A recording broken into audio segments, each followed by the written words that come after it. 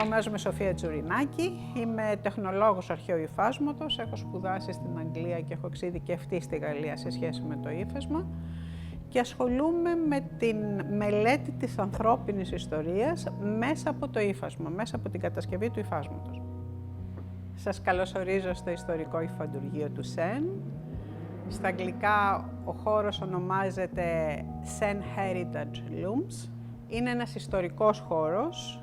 Υπάρχει από το 1876 και είχε γίνει τότε από τις επιφανείς οικογένειες των Αθηνών προκειμένου να βοηθήσουν την εκπαίδευση των γυναικών. Και ήταν γενικότερα για την εκπαίδευση των γυναικών και ταυτόχρονα μάθαιναν και πάρα πολλές τεχνικές οι οποίες αφορούσαν κυρίως την κατασκευή του υφάσματος.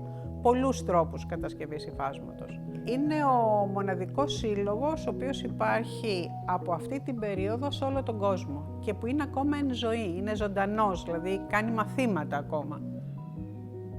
Κάνουμε υφαντική σε όρθιο αργαλιό, κάνουμε υφαντική σε πλάγιο αργαλιό με περισσότερα μητάρια, κάνουμε φυτικές βαφές, κάνουμε διάφορες μεθόδους βαφών με χημικά χρώματα αλλά με πίεση και δέσιμο, που δεν γίνονταν τόσο πολύ στην Ελλάδα, αλλά είναι απαραίτητα σήμερα και για την μόδα, γιατί οι άνθρωποι που έρχονται εδώ έχουν πολλές διαφορετικές προσεγγίσεις. Δηλαδή, έρχεται κάποιος για να κάνει ύφασμα, να μάθει. Έρχεται ένας αρχαιολόγος να μάθει να αναλύει ένα ύφασμα. Έρχεται ένας μουσιολόγος να μάθει να καταλαβαίνει τα υφάσματα που έχει μέσα στη συλλογή. Όταν είχα έρθει εδώ στο εργαστήριο που είχα βρει το χώρο άδειο και τα πράγματα έτσι πεταμένα κατά κάποιο τρόπο, αυτός ο αργαλιός ήταν μέσα σε σακιά και τον έδεσα εγώ. Και πάντοτε στην αρχή είχα την αγωνία αν είχε όλα τα εξαρτήματα, γιατί συνήθως με τους αργαλιούς οι οποίοι είναι λιμμένοι, μετά έχεις πρόβλημα και κυρίως πρόβλημα να αντικαταστήσεις αυτά τα εργαλεία, τα οποία δεν υπήρχαν. Λοιπόν, δένοντάς το, συγκινήθηκα καταρχήν πάρα πολύ, γιατί η γιαγιά από την οποία είχε έρθει αυτός ο αργαλιός είχε όλα βάλει μέσα σε σάκους και είχε δέσει πάνω κορδέλες, πολύ όμορφα, και είχε ακόμα και αυτό εδώ, εμείς στην Κρήτη, αυτό το λέμε ντοντόνια και βάζουν ένα βάρος εδώ πίσω, που εδώ είναι πέτρες, καμιά φορά μπορεί να είναι και μέταλλο, γιατί θέλουν να κρατήσουν αυτά τα καλάμια πίσω για να μην έρχονται μπροστά στην ώρα της ύφανσης. Λοιπόν, αυτό τι μου θύμισε και γι' αυτό λέω αυτή την ιστορία.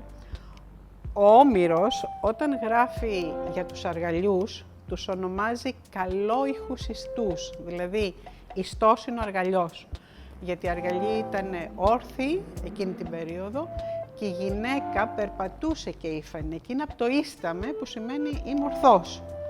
Λοιπόν, καθώς περπατούσε, επειδή τα στιμόνια κρέμονταν από τα κεραμικά βάρη και ύφαινε, γιατί τα υφάσματα των αρχαίων Ελλήνων δεν ήταν κομμένα και ραμμένα, τουλάχιστον της κλασικής περίοδου, αλλά ήταν μεγάλα υφάσματα τα οποία τυλίγονταν γύρω από το σώμα, όμως ο αργαλιός ήταν μεγάλος και η γυναίκα περπατούσε και ύφαινε και καθώς περπατούσε, τα βαρύδια που είναι κάτω χτυπούσαν και βγάζαν ένα πολύ ωραίο ήχο και τους ονομάζει καλόηχους ιστούς.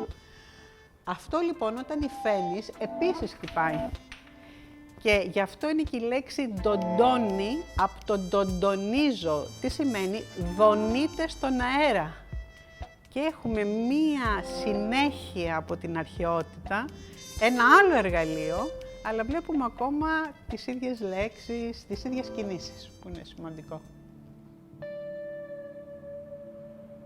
Λοιπόν, αυτός είναι ένας αργαλιός πολύ σπάνιος. Είναι ο σπανιότερος αργαλιός που υπάρχει στον κόσμο σε σχέση με το μέγεθός του και την κατασκευή του. Είναι ένας αργαλιός ο οποίος έχει γίνει στις αρχές του 1900 από έναν ειδικό εργαστήριο, γιατί όπως θα σας δείξω έχει μεταλλικά μέρη που γίνανε μονάχα για αυτόν τον αργαλιό και χρειαζόταν, ένας μηχανουργός μου το έχει εξηγήσει αυτό, χρειαζόταν πάρα πολύ μεγάλη τεχνογνωσία για να κατασκευάσει τον τρόπο που γύριζε το αντί. Αυτός ο αργαλιός δούλευαν πάνω του 15 άτομα. Μάλιστα έχει και το αρχικό του κάθισμα που δείχνει πόσα άτομα κάθονταν.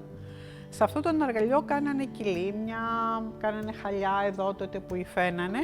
Βέβαια αργότερα στενέψανε και κάνανε το χτένι μικρότερο, τα μυτάρια μικρότερα για να κάθονται λιγότεροι άνθρωποι, αλλά και πάλι είναι αρκετοί.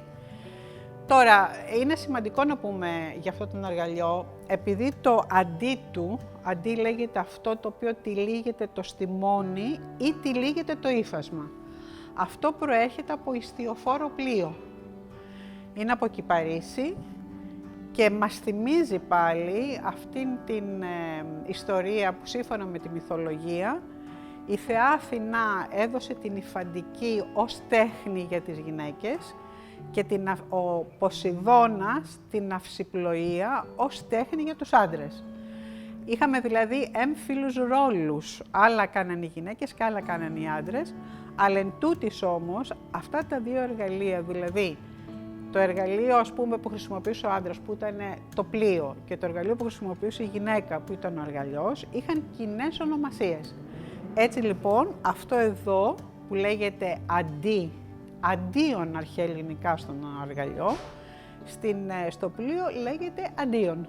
Επίσης, ιστός είπαμε ότι λεγόταν στην αρχαιότητα ο αργαλιός, ιστίον λέγεται το πανάκι του πλοίου. Επομένως έχουμε κοινές ονομασίες που δείχνουν και τη σχέση αυτών των τεχνών.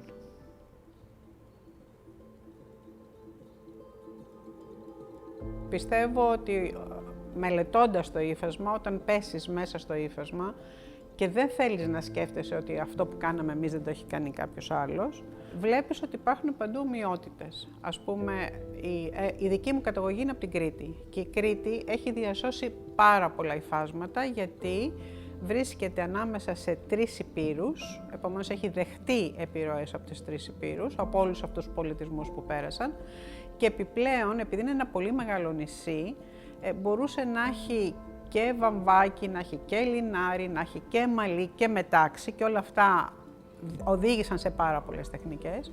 Εν τούτης βλέπω ότι οι τεχνικές αυτές που διασώζονται υπάρχουν από την ύστερη αρχαιότητα, που εγώ μελετώ πάρα πολύ τα υφάσματα, δηλαδή από τον 3ο αιώνα μέχρι τον 9ο αιώνα, όλα αυτά τα εκατοντάδες χιλιάδες υφάσματα που υπάρχουν στην Αίγυπτο και έχουν διασωθεί, γιατί είμαστε τυχεροί που έχουν διασωθεί εκεί υφάσματα, διότι καθρεπτίζουν την μόδα και τις τεχνικές της αρχαίας Μεσογείου, όλα αυτά τα πράγματα έχουν διασωθεί στην Κρήτη. Επομένως, δεν μπορούμε να μιλήσουμε για παρθενογένεση. Δεν υπάρχει αυτό μέσα στην ανθρώπινη ιστορία. Η παράδοση είναι των χιλιάδων χρόνων. Και η λέξη παράδοση σημαίνει ότι μου δίνεται κάτι σε εμένα και εγώ το πηγαίνω παρακάτω. Εντάξει, επομένως, είναι απολύτως απαραίτητο, απλά θέλω να το βγάλω από τα στενά όρια της παράδοσης.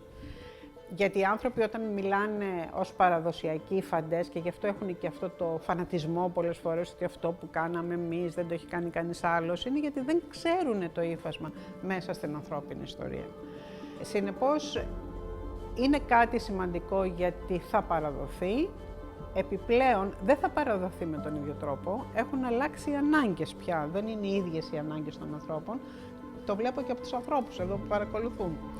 Αυτό που είναι σημαντικό είναι να εμπνεύσεις τους ανθρώπους, να τους συγκινήσεις, να τους εμπνεύσεις, όχι να τους διδάξεις αυτό που κάνανε οι γιαγιάδες μας κτλ. Όχι, να βρεις σύγχρονους τρόπους που να τους ενδιαφέρουν.